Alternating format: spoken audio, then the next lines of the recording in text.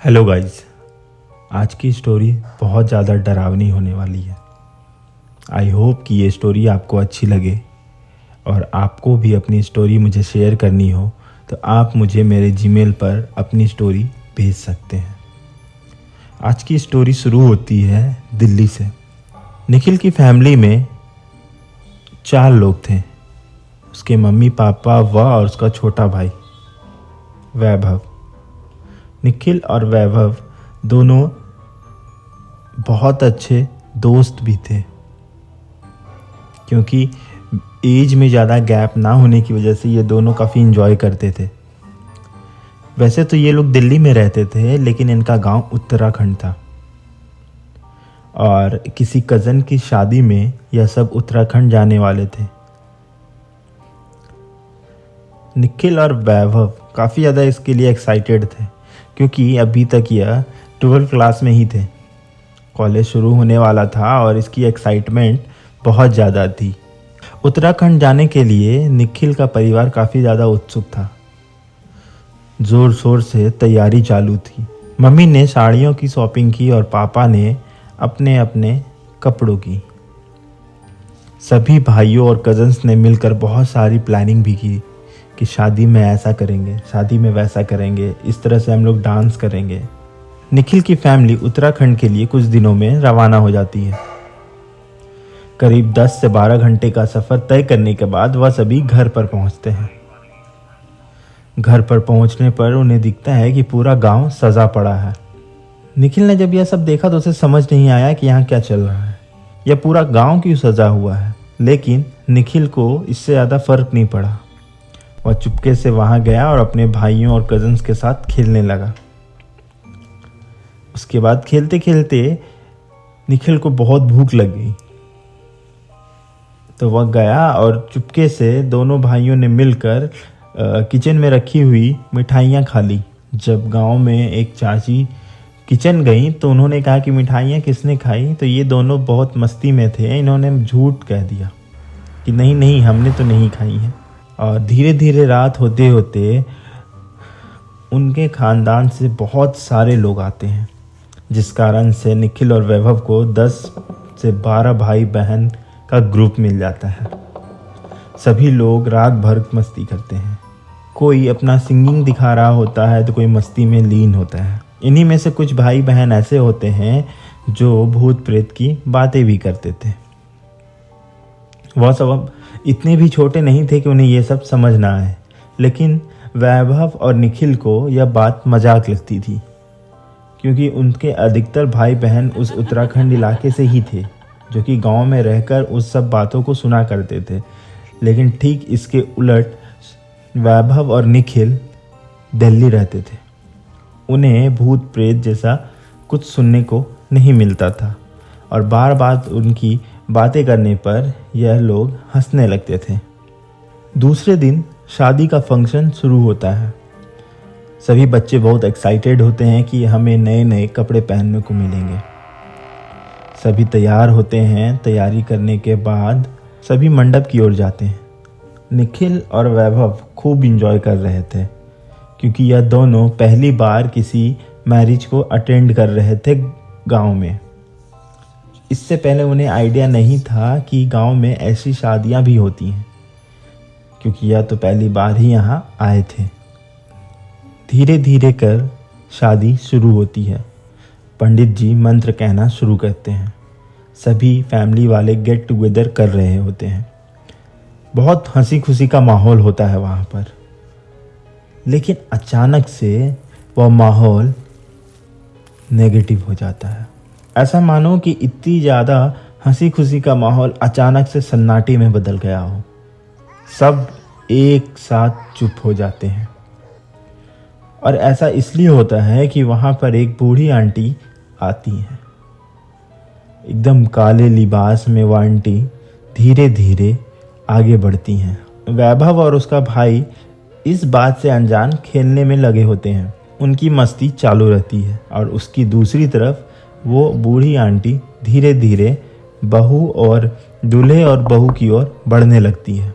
सब लोग एक एक कर साइड देते जाते हैं। वह बूढ़ी धीरे धीरे आगे बढ़ती जाती है। कोई उस बूढ़ी से नज़र मिलाने को तैयार नहीं था और देखने में वह काफ़ी डरावनी लग रही थी। बूढ़ी औरत जैसे ही दुल्हन के पास पहुंचती है तो उसके सर पर हाथ रखकर कहती है, मैं हमेशा चाहूँगी कि तुम खुश रहो, भगवान से दुआ करूँगी तुम्हारी खुशी के लिए। और वह दुल्हन के गाल को चूम लेती है। यह देखकर पूरी भीड़ सन्न रह जाती है, क्योंकि उसने कहा है कि मैं दुआ करूँगी कि तू खुश रहे, लेकिन जिस लहजे में, जिस तरीके से उस बूढ़ी ने कहा है, वह उसका अपोजिट साउंड कर रहा था, जैसे कि वह बद्दुआ या धमकी दे रही हो। इसके बाद वह एक थाली दुल्हन के हाथों में देती है जिसमें कपड़े, मिठाइयाँ होती हैं, और वह देकर वह वहाँ से चली जाती है। सभी लोग एक दूसरे का मुंह देखते रहते हैं। पंडित जी वह थाल उठाकर एक साइड रखवा देते हैं और बूढ़ी के जाते ही सबसे कहते हैं कि डरने की कोई बात नहीं है, हमने इसका इंतज़ाम पहले से ही कर रखा था। यह सुनकर वैभव को बड़ा अजीब लगता है। इंतज़ाम? किस तरह का इंतज़ाम? वैभव और निखिल का ध्यान अब खेल को छोड़कर मंडप की ओर रहता है। पंडित जी इतने देर में दुल्हन से पूछते हैं कि मैंने तुम्हें जो धागा दिया था वह तुमने पहना है ना? दुल्हन ने हाँ में सिर हिला दिया और इसके बाद सभी नॉर्मल हो जाते हैं। पंडित जी फिर से मंत्र पढ़ना शुरू करते हैं और इन सब के बीच वैभव को अचानक भूख लग जाती है। उसे समझ नहीं आता क्या करे। वह साइड में रखा हुआ एक थाली से लड्डू उठाकर खा लेता है और वापस खेलने चला जाता है। लेकिन वैभव ने जो लड्डू खाया था वह उस थाली का था जिसे उस बूढ़ी औरत ने ला कर रखा था। उस समय तो किसी का ध्यान उस पर नहीं जाता और वह वापस अपने भाइयों के साथ खेलने के लिए चला जाता है। लेकिन देर रात होते ही धीरे धीरे वैभव की तबीयत खराब होने लगती है। वह अचानक से खांसने लगता है। लोगों को लगा कि शायद उसे नॉर्मल खांसी हो रही है तो उसे पानी पिलाकर ठीक हो जाएगा। उसे पानी जैसे ही पिलाया जाता वह खांसी करने लगता, जिस कारण से पानी बाहर निकल आता।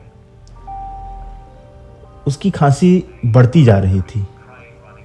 इसके बाद वह खांसते खांसते चिल्लाने लगा। वह जोर से चिल्ला रहा था और बस अपने गले की ओर इशारा किए जा रहा था। किसी को कुछ समझ नहीं आ रहा था, लेकिन वह इतनी जोर से चिल्ला रहा था कि सभी लोग उठ गए थे। रात के यह 12 से 1 बजे की घटना थी और सब लोग उठ गए थे। सभी परेशान थे कि क्या हो गया अचानक। वैभव के माता पिता ने उसके भाई से पूछा कि क्या तुम लोगों ने क्या किया, क्या कुछ मस्ती की है या फिर बदमाशी की है, बताओ। वह कहता है कि नहीं, हम तो खेल कर सो गए थे, ये अचानक से ऐसे चिल्लाने लगा है। किसी को कुछ समझ नहीं आ रहा होता और इस बीच वैभव और जोर से चिल्लाने लगता है अपने गले को पकड़कर। और उसकी माँ यह देखकर दंग रह जाती है। वह दौड़ कर आती है और अपने बच्चे को उसके पीठ पर थपथपाती है। वह 1-2 बार जोर से जब थपथपाती है तो अचानक से वैभव के मुंह से कांच का टुकड़ा निकलता है। यह देखकर वहां खड़े सब लोग दंग रह जाते हैं, क्योंकि यह कांच का टुकड़ा छोटा सा नहीं था, यह बड़ा कांच का टुकड़ा था। और इसके बाद वह एक के बाद एक 3 से 4 कांच के टुकड़े उगलता है, जिसके बाद तो माहौल इस तरह से डरावना हो जाता है कि उसकी कोई हद नहीं होती। किसी को कुछ समझ नहीं आ रहा होता है कि क्या हुआ है। इसके बाद वह चिल्लाना और जोर से कर देता है। वैभव और जोर जोर से चिल्लाने लगता है। यह सब होता देख वहां पे वैभव की नानी आती है और निखिल से पूछती है कि क्या वैभव ने कुछ खाया था। तभी उसे याद आता है कि हाँ, खेलते वक्त जब उसे भूख लगी थी तो उसने उस बूढ़ी के दिए हुए लड्डू खाए थे। वह जैसे ही इस बात को बताता है, नानी दंग रह जाती है और सभी परिवार वाले यही कहते हैं कि उस थाली को वहां पे क्यों रखा गया था, उसे वहां से फेंका क्यों नहीं गया, उसे वहां रखा ही क्यों गया था। यह सभी बातें कर ही रहे होते हैं कि नानी वैभव की मम्मी से कहती हैं कि उसे उठाओ और लेकर मेरे साथ आओ। वह उसे उठाकर मंदिर की ओर ले जाती हैं और मंदिर पर भगवान के सामने रखकर प्रार्थना करने लगती हैं, लेकिन इससे कोई असर नहीं होता। उल्टा वैभव की आंखों से अब आंसू गिरने लगते हैं। लेकिन ये नॉर्मल आंसू नहीं थे, ये खून के आंसू थे। जी हाँ, वैभव की आंखों से अब खून बहने लगा था। यह देखकर उसकी माँ तो बिलख पड़ी थी। वह भगवान के सामने हाथ जोड़कर गिड़गिड़ा रही थी कि क्या हो गया मेरे बच्चे को, या तो पहली बार गांव आया है, कौन इसके साथ ये सब कह रहा है। किसी को कुछ समझ नहीं आ रहा था। इन सब के बीच वैभव की माँ वैभव को मंदिर में छोड़कर नीचे उतर गई और सभी लोग वैभव की मम्मी के पीछे जाने लगे। सभी उन्हें रोकने की कोशिश कर रहे थे, लेकिन उसकी मम्मी दौड़कर खेतों की ओर भागने लगी। खेतों की ओर भागते भागते उसकी मम्मी एक झोपड़ी के पास रुकी। वहां जाकर उसने हाथ जोड़कर कहा कि मेरे बच्चे को छोड़ दो, उसने तुम्हारा क्या बिगाड़ा है। झोपड़ी का दरवाज़ा खुला और उससे वही बुढ़िया बाहर आई। रात के 1 बजे वह बुढ़िया लाल दुल्हन के जोड़े में सोने चांदी से लदी हुई थी। यह देखकर उसकी माँ हैरान रह गई, लेकिन अपने बच्चे की जान बचाने के खातिर वह उसके हाथ जोड़कर खड़ी थी कि मेरे बच्चे को माफ़ कर दो, उसने तुम्हारा क्या बिगाड़ा है, वह तो पहली बार यहाँ आया है। लेकिन वह बूढ़ी मानने को तैयार नहीं थी। इसके बाद वैभव की मम्मी को गुस्सा आ गया। उसने कहा कि अगर मेरे बच्चे को कुछ हुआ तो तुम समझ लेना। लेकिन तुरंत ही उसकी माँ को यह एहसास हो गया कि यहाँ गुस्सा करने से कुछ नहीं होगा। उसके बाद उन्होंने अपनी सारे जेवर उतार कर उसे दे दिए और कहा प्लीज़ मेरे बच्चे को छोड़ दो। और वहाँ से वह वापस आ गई। वापस आने के बाद उसकी मम्मी ने वैभव को अपनी गोद में लिया और भगवान के सामने फिर से हाथ जोड़कर प्रार्थना करने लगी। लेकिन वैभव की हालत हर मिनट खराब होते जा रही थी। किसी को कुछ समझ नहीं आ रहा था। लेकिन अब पता नहीं कैसे वैभव की मम्मी के अंदर एक कॉन्फिडेंस दिख रहा था कि नहीं, मेरा बच्चा ठीक होगा, ये भगवान ही इसे ठीक करेंगे। सब लोग उसकी माँ से पूछ रहे थे कि आप कहाँ गई थी।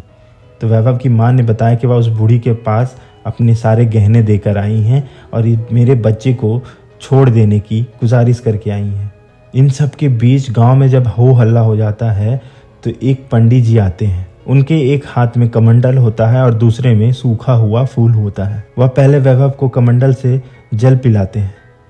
उसके बाद उस जल से उसके शरीर पर छींट मारते हैं और उस फूल को अपने हाथों में रगड़कर उस जल से मिलाकर फिर से उसे पिलाते हैं और उसे कहते हैं कि यह पवित्र फूल है, ये तुम्हारी जान जरूर बचाएगी, यह उस परम पितामह की देन है। जैसे ही वैभव ने उस जल को पिया, उसका गला ठीक हो गया। उसकी आंखें भी लाल से नॉर्मल होने लगी। धीरे धीरे 5 से 10 मिनट में वह कुछ बोल नहीं सका, लेकिन उसकी चिल्लाने की आवाज़ कम हो गई। इसके बाद धीरे धीरे यह सब ठीक हो गया। उसकी माँ और उसके परिवार ने भगवान के सामने हाथ जोड़ा और वापस आ गए। लेकिन जाते जाते उस पंडित जी ने वैभव को वह फूल और एक ताबीज़ दिया, जिसे आज तक वैभव ने अपने से अलग नहीं किया है। और इस बात को तकरीबन आजकल 12 से 13 साल हो गए हैं। इस बीच में कभी वैभव के साथ दोबारा ऐसी घटना तो नहीं हुई है, लेकिन उसने हिमाचल जाना छोड़ दिया है। उसके परिवार वाले उसे अपने गांव उत्तराखंड अब नहीं जाने देते, क्योंकि पता नहीं कब क्या कैसे हो जाए। और वह बूढ़ी औरत उस दिन के बाद से उस जगह कभी दिखाई नहीं दी। इसीलिए ऐसा कहा जाता है कि जब भी आप किसी अननोन जगह पर पहली बार जाएं तो थोड़ा संभल कर रहें। वैसे भी शादी के समय जो काला जादू होता है वह बहुत ताकतवर होता है, क्योंकि वह दुल्हन या दूल्हे पे किया जाता है। मुझे उम्मीद है कि इस वीडियो से आपको कुछ सीखने को मिला हो। और एक और चीज़, भगवान जी सबकी रक्षा करते हैं। ऐसा कभी भी कुछ हो जाए तो डरना नहीं है, अपने भगवान जी को याद करना है, वह हमेशा आपकी रक्षा के लिए खड़े रहेंगे। वीडियो अगर अच्छी लगी हो तो हमारे चैनल को सब्सक्राइब करें, अपने दोस्तों के साथ यह वीडियो शेयर करें और मिलते हैं हम इसी तरह किसी और नए स्टोरी के साथ। तब तक के लिए बाय।